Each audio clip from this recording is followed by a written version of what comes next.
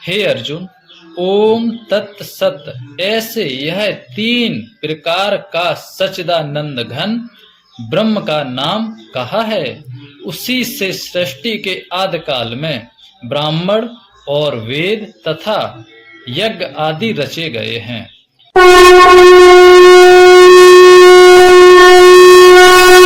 जय श्री कृष्ण। भगवत प्रेमियों, स्वागत है मेरे YouTube चैनल महेश दास ब्लॉग में। मैं महेश दास आप सभी भाई बहनों एवं साधु संतों को दंडवत प्रणाम करता हूँ। तो भगवत प्रेमियों, आज आप इस वीडियो में जानेंगे कि आपने देखा होगा जहाँ कहीं कथा भागवत होती है, ठीक है, या कहीं पूजा पाठ होती है, तो एक ऐसा मंत्र है, एक ऐसा नाम है कि जब भी यज्ञ होते हैं, आहुति दी जाती है, तो उस नाम का सबसे पहले उच्चारण होता है। तो आप शायद समझ गए होंगे, यदि नहीं समझे हैं तो मैं आपको बताता हूँ। तो आपसे प्रार्थना है कि वीडियो को पूरा देखना, लाइक कर देना, शेयर कर देना और हमारे इस YouTube चैनल को सब्सक्राइब जरूर करें, ताकि हम जब भी कोई वीडियो अपने इस YouTube चैनल पर अपलोड करें आप तक पहुंच जाए। तो भगवत प्रेमियों, मैं आपको प्रमाण भी दिखाऊंगा ताकि आपको पूर्ण भरोसा हो जाए।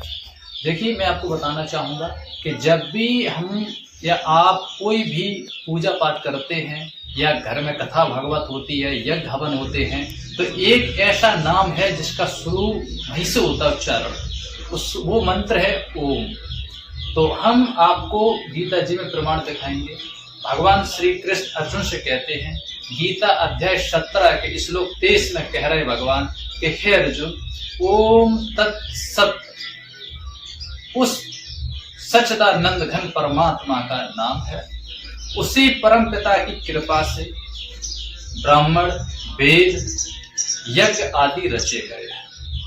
तो मैं आपको प्रमाण पूरा दिखाता हूँ, बने रहिए हमारे साथ में। वीडियो थोड़ा लंबा है, इसलिए इसके मत करना, वीडियो पूरा देखना और मैं आपको प्रमाण दिखाता हूँ। जय श्री कृष्ण।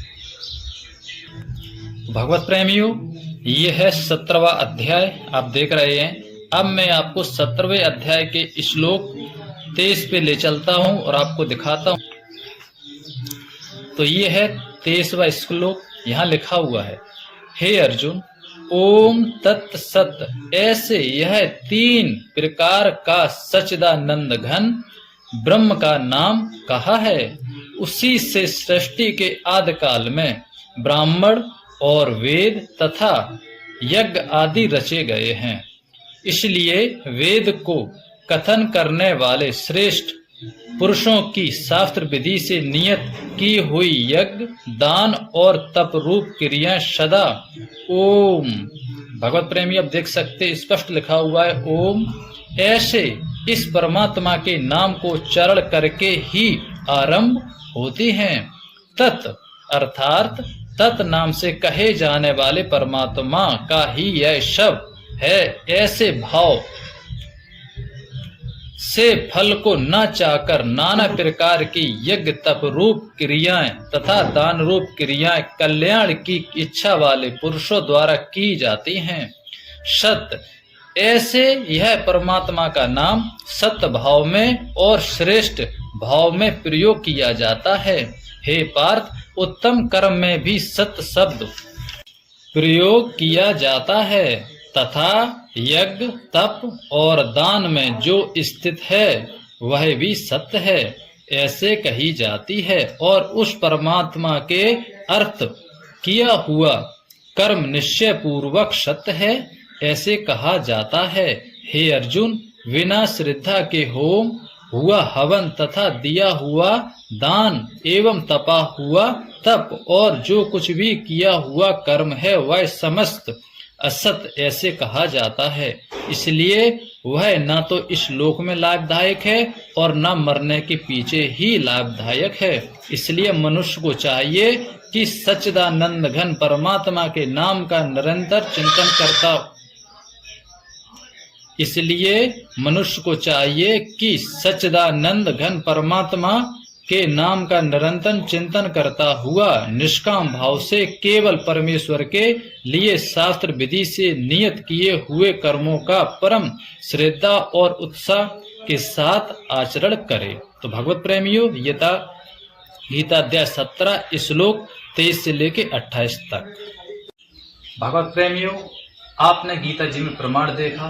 भगवान श्री कृष्ण अर्जुन से कह रहे हैं कि हे अर्जुन, उस परमात्मा का नाम बताया है, ओम तत् सत, यानी कि उस परमात्मा का नाम 3 अक्षरों में है।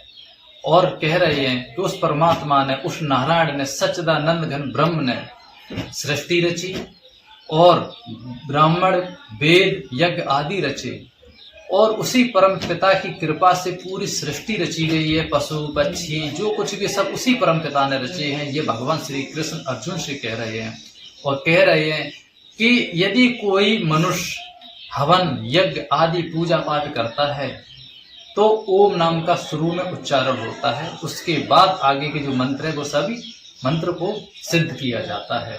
यदि आप ओम नाम का उच्चारण नहीं करते हैं और पूजा पाठ करते हैं, यज्ञ हवन करते हैं, आहुति देते हैं, तो भगवान कह रहे हैं कि ऐसा यज्ञ पूजा पाठ सफल नहीं होती है। वो ना ही इस लोक में सफल है और ना परलोक में सफल है। ना आप जब जीवित है खूब यज्ञ हवन करें, आप यदि ओम नाम का उच्चारण नहीं कर रहे हैं यज्ञ हवन में, तो आपकी पूजा का कोई फल प्राप्त नहीं होगा। और ये कह रहे हैं भगवान, ना ही वो मरने के बाद होगा। इसलिए भगवान कह रहे हैं अर्जुन से कि हे अर्जुन, मनुष्य को चाहिए कि निष्काम भाव से यज्ञ हवन करे, ओम नाम के उच्चारण करके ही आहुति दें। और निष्काम भाव का अर्थ ये होता है कि आप जब भी यज्ञ करें, हवन करें, पूजा पाठ करें, ठीक है, उसके पश्चात में, उसके बदले में कोई चाह नहीं होनी चाहिए, कोई सांसारिक कार्य सिद्ध होने का उद्देश्य नहीं होना चाहिए। इसलिए निष्काम भाव से यज्ञ हवन करें, आहुति दें, और ओम नाम का उच्चारण से ही सब मंत्र होते हैं। इसलिए विधि पूर्वक, जो शास्त्र में विधि लिखी है, विधि के अनुसार ही यज्ञ हवन करना चाहिए। अपनी मन इच्छा से मतलब नहीं करना चाहिए। इसलिए कहते हैं कि यज्ञ हवन जब भी आप करवाएं तो ऐसे ब्राह्मण से यज्ञ हवन करवाएं जिसे शास्त्रों का अच्छी प्रकार से ज्ञान हो। ऐसा कोई ब्राह्मण को न लेके आए जिसे शास्त्रों का ज्ञान ना हो, जिसने शास्त्र का अध्ययन न किया हो। ऐसे ब्राह्मण को लेके आए जिसने शास्त्रों का अच्छे से अध्ययन किया हो, शास्त्रों का ज्ञान हो, यज्ञ हवन करने की पूर्ण रूप से विधि जानता हो। ऐसे ब्राह्मण से आप यज्ञ हवन करवाएं, तभी आपका यज्ञ हवन जो है वो सफल होगा। तो भगवत प्रेमियों, ये जो मैं आपको बता रहा हूँ, आपने खुद देखा है, ये श्रीमद् भगवत गीता जी के अध्याय 17 का श्लोक 23 से लेके 28 तक में लिखा हुआ है। तो भगवत प्रेमियों, श्रीमद् भगवत गीता जी के 17 का जो अध्याय है वो पूरा हुआ, समाप्त हुआ।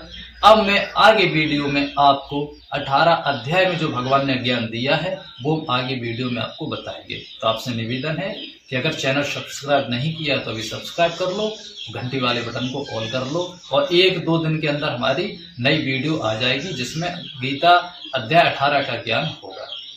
जय श्री कृष्ण।